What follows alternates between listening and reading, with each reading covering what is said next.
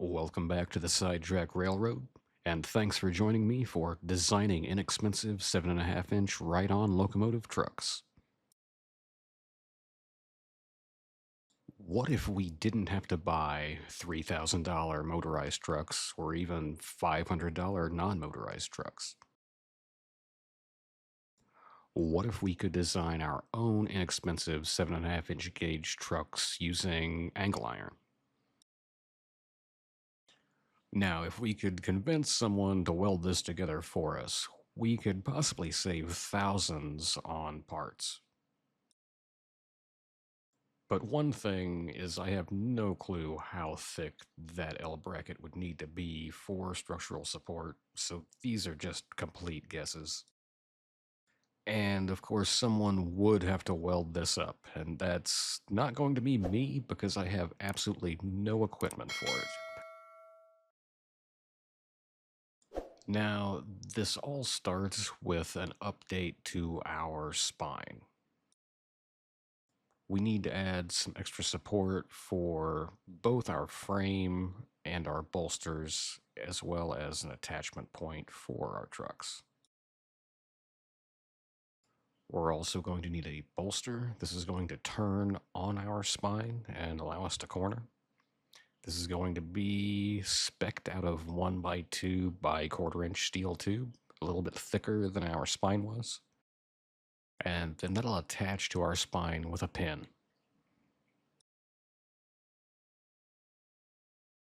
And then comes the body of our trucks that is spec'd out of 2x2 by 1/4-inch steel L bracket that is going to ride on the bolster with some spring support and give us a bit of suspension and give us a point to mount our axles to. And for mounting our axles, I'm thinking about some pillow block bearings.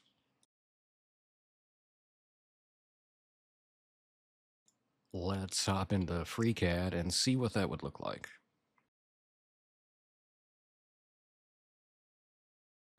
So here we are in FreeCAD, and the first thing you're going to notice is a second box cab, a tiny box cab. This is a one battery, one seat version.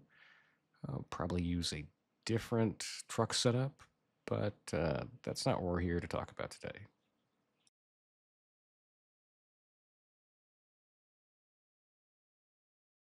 So we're just going to go ahead and hide this guy.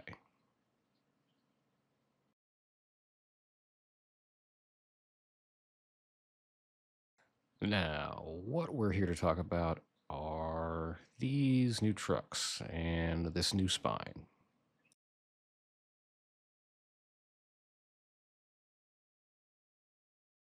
We've added some side supports, so we have mounting in all four corners in the center, and we've also added some support for our bolsters to ride on, as well as our attachment points. Now let's go ahead and add our bolsters here.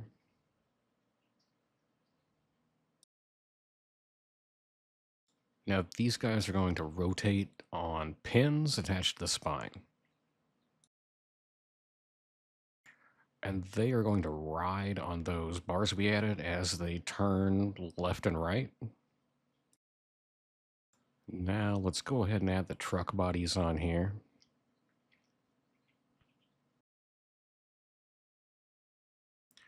These are going to be attached to our bolsters with springs and some bolts for spring guides.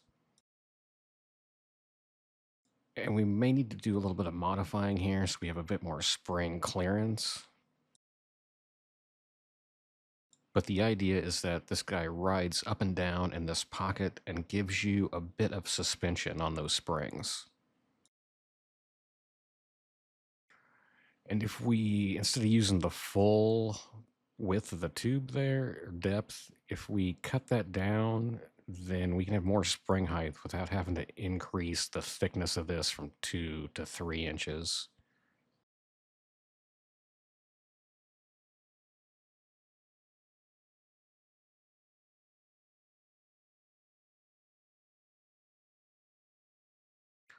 Hopefully this is enough clearance. I'm not really sure. I'm just spitballing here. If you have any ideas, let me know down in the comments. Let's go ahead and get our wheels on here and just see what kind of height we're talking about.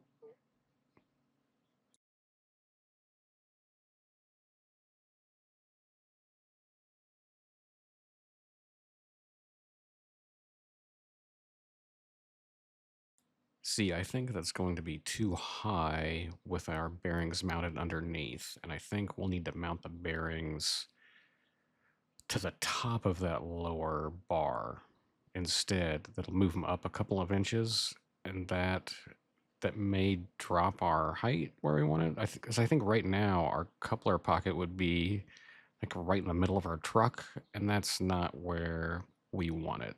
So if we can raise our wheels up a bit, then we can get it more in that spot where it should be at the base underneath our handle. Now, does that mean we turn the whole assembly inside out, or do we cut some holes for the axle through there and leave it the way it is? I think the way it is, it's easier to work on, but I know it also doesn't look as clean as it would if all of this were inside. So I may end up having to mock up a pillow block joint in here and the axle, and we can see if we can get a better idea of a height.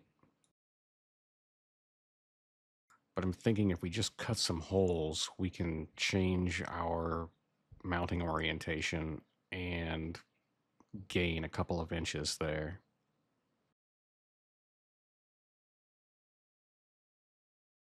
I don't know. What do you guys think? Let me know in the comments. So once again, this is a video where we just have more questions than answers. Will any of this work? I don't normally work with metal. I'm not a structural engineer. I have no clue. Could we maybe get away with something like an 1/8 inch instead of a 1/4 inch? A 1/4 inch does seem pretty thick, but I don't know. We're talking about supporting 2 riders. And then where do we even start with springs? I have no idea what we use. If you know, let me know down in the comments. But is this even cheaper than our $3,000 cheap, I use some air quotes, cheap set of motorized trucks, or a $500 set of non-motorized trucks? Can we bring this in for cheaper than that? I don't know, because we would still need to purchase wheels and axles and motors. So I don't know what we're looking at, if we're doing better, if we're just breaking even here and we have a crappier thing in the end. What do you guys think? Is something like this worth pursuing more? Would you just bite the bullet and buy a pre-made set of trucks and then go about hanging a motor on them, which is probably much easier? Let me know down in the comments. Thanks for joining me for designing inexpensive 7.5 inch ride-on locomotive trucks. I'll see you next time.